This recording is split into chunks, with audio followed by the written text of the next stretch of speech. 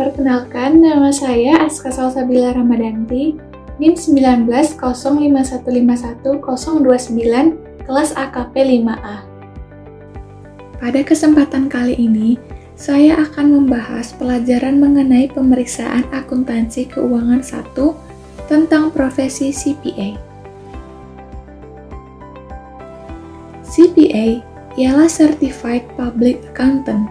CPA merupakan program pengembangan profesi bagi akuntan yang diselenggarakan oleh Institut Akuntan Publik Indonesia atau IAPI. Sertifikat ini ditunjukkan bagi mereka yang ingin meningkatkan kompetensi dan mendapatkan izin menjadi akuntan publik. Kantor Akuntan Publik atau KAP adalah badan usaha yang telah mendapatkan izin dari Menteri Keuangan sebagai wadah bagi akuntan publik dalam memberikan jasanya. Bidang jasa KAP meliputi jasa atestasi dan jasa non-atestasi. Jasa atestasi termasuk di dalamnya adalah audit umum atas laporan keuangan, pemeriksaan atas laporan keuangan prospektif, pemeriksaan atas pelaporan informasi keuangan performa, review atas laporan keuangan, dan jasa audit, serta atestasi lainnya. Pada jasa non-atestasi, mencakup jasa yang berkaitan dengan akuntansi, keuangan, manajemen, kompilasi, perpajakan, dan konsultasi. 4 kategori ukuran digunakan untuk menggambarkan kantor akuntan publik atau KAP. Yang pertama adalah kantor internasional 4 besar. Keempat KAP terbesar di Amerika Serikat disebut KAP internasional 4 besar. Mereka adalah 4 kantor pertama yang dicantumkan tabel 21. Keempat kantor ini memiliki cabang di seluruh Amerika Serikat dan seluruh dunia. Keempat kantor besar mengaudit hampir semua perusahaan besar, baik di Amerika Serikat maupun di dunia, serta juga banyak perusahaan yang lebih kecil juga. Yang kedua, kantor nasional. 4 KAP di Amerika Serikat disebut kantor nasional karena memiliki cabang di sebagian besar kota utama. Kantor itu adalah kantor 5-8 dalam tabel 21. Kantor-kantor ini besar, tetapi jauh lebih kecil dari 4 besar. Kantor nasional memberikan jasa yang sama seperti kantor 4 besar dan bersaing secara langsung dengannya untuk mendapatkan klien. Setiap kantor nasional berafiliasi dengan kantor-kantor di negara lain dan karenanya mempunyai kemampuan bertaraf internasional. Yang ketiga, kantor regional dan kantor lokal besar. Terdapat kurang dari 200 KAP yang memiliki staf profesional lebih dari 50 orang. Sebagian hanya memiliki 1 kantor dan terutama melayani klien-klien dalam jarak yang tidak begitu jauh. KAP yang lainnya memiliki beberapa cabang di suatu negara bagian atau wilayah dan melayani klien dalam radius yang lebih jauh. Dan yang terakhir ialah kantor lokal kecil. Lebih dari 95% di mana semua KAP mempunyai kurang dari 25 tenaga profesional pada kantor yang hanya memiliki 1 cabang. KAP ini melakukan audit dan jasa-jasa terkait terutama untuk usaha kecil dan entitas nirlaba. Kegiatan kantor akuntan publik. Dalam kantor akuntan publik, terdapat jasa audit, jasa atestasi, dan jasa asuransi lainnya. Jasa-jasa tambahan yang biasanya diberikan KAP ialah jasa akuntansi dan pembukuan, jasa perpajakan, serta jasa konsultasi manajemen. Struktur kantor akuntan publik.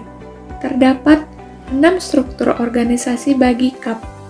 Yang pertama ialah perusahaan perorangan atau proprietorship. hanya kantor dengan pemilik tunggal yang dapat beroperasi dalam bentuk ini. Yang kedua, persekutuan umum atau general partnership. Bentuk organisasi ini sama seperti perusahaan perorangan, tetapi menyangkut banyak pemilik. Yang ketiga, korporasi umum.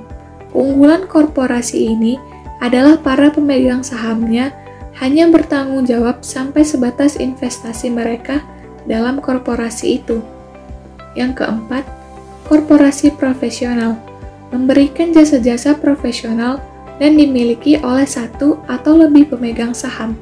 Yang kelima, limited liability company. Memakai struktur dan dikenai pajak seperti persekutuan umum, tetapi para pemiliknya memiliki tanggung jawab pribadi yang terbatas mirip dengan kewajiban dalam korporasi umum. Yang keenam, limited liability partnership. Dimiliki oleh satu atau lebih partner. Para partner dalam LLP secara pribadi ikut bertanggung jawab atas utang dan kewajiban persekutuan.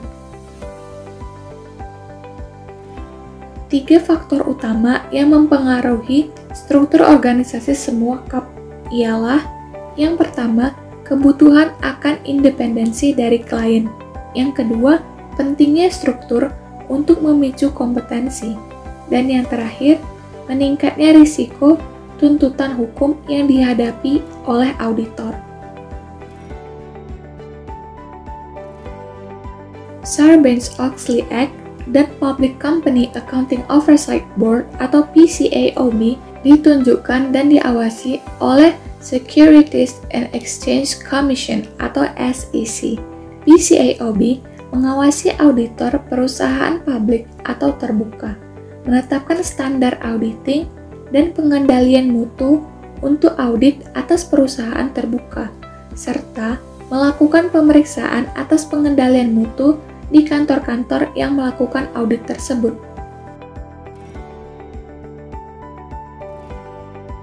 Securities and Exchange Commission ialah badan pemerintah federal yang membantu menyediakan informasi yang andal bagi investor untuk membuat keputusan investasi. American Institute of Certified Public Accountant atau AICPA menetapkan standar dan aturan yang harus diikuti seluruh anggota serta akuntan praktisi lainnya. AICPA memiliki kewenangan untuk menetapkan standar dan pembuatan aturan dalam 5 bidang utama, yaitu standar audit, standar kompilasi dan review, standar atestasi lainnya, standar konsultasi, dan kode perilaku profesional. Standar auditing merupakan pedoman umum untuk membantu auditor memenuhi tanggung jawab profesionalnya dalam audit atas laporan keuangan historis. Standar auditing internasional merupakan suatu standar kompetensi bagi profesional yang bekerja di bidang auditing. ISA atau International Standards on Auditing diterbitkan oleh International Auditing and Assurance Standards Boards atau AIISB melalui International Federation of Accountants atau IFAC pada tahun 2009. Saat ini, para wakil di berbagai negara bekerja sama dalam proyek penetapan standar untuk mengordinasi standar auditing internasional yang baru. International Standards on Auditing atau ISA dikeluarkan oleh International Auditing Practice Committee atau IAPC dari International Federation of Accountants atau IFAC. Standar auditing yang berlaku umum. Ada 10 standar auditing yang berlaku umum. Standar auditing yang baru berlaku umum dibagi menjadi 3 kategori, yaitu standar umum, standar pekerjaan laporan, dan standar pelaporan. Standar umum terdapat: yang pertama, audit harus dilakukan oleh orang yang sudah mengikuti pelatihan dan memiliki kecakapan yang memadai sebagai seorang auditor. Yang kedua, auditor harus mempertahankan sikap mental yang independen dalam semua hal yang berhubungan dengan audit.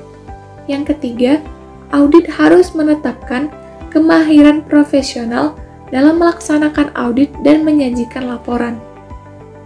Kategori yang kedua, standar pekerjaan laporan.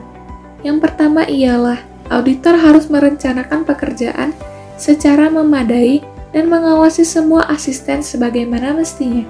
Yang kedua, auditor harus memperoleh pemahaman yang cukup mengenai entitas serta lingkungannya, termasuk pengendalian internal untuk menilai risiko salah saji yang material dalam laporan keuangan karena kesalahan atau kecurangan, dan merancang sifat, waktu, serta luas prosedur audit selanjutnya.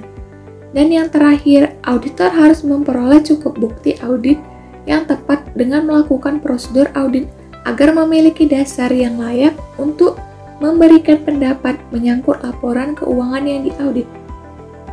Kategori yang ketiga ialah standar pelaporan. Yang pertama, auditor harus menyatakan dalam laporan auditor apakah laporan keuangan telah disajikan sesuai dengan prinsip-prinsip akuntansi yang berlaku umum. Yang kedua, auditor harus mengidentifikasi dalam laporan auditor mengenai keadaan di mana prinsip-prinsip tersebut tidak secara konsisten selama periode berjalan jika dikaitkan dengan periode sebelumnya. Yang ketiga, jika auditor menetapkan bahwa pengungkapan yang informatif belum memadai, auditor harus menyatakan dalam laporan auditor. Dan yang terakhir, auditor harus menyatakan pendapat dalam laporan keuangan secara keseluruhan atau menyatakan bahwa suatu pendapat tidak bisa diberikan dalam laporan auditor jika tidak dapat menyatakan satu pendapat secara keseluruhan. Auditor harus menyatakan alasan-alasan yang mendasari dalam laporan auditor. Kemudian pengendalian mutu. Bagi sebuah KAP, pengendalian mutu terdiri atas metode-metode yang digunakan untuk memastikan bahwa kantor itu memenuhi tanggung jawab profesionalnya kepada klien dan pihak-pihak lain. Metode-metode ini meliputi struktur organisasi KAP itu sendiri, seperti prosedur yang ditetapkannya.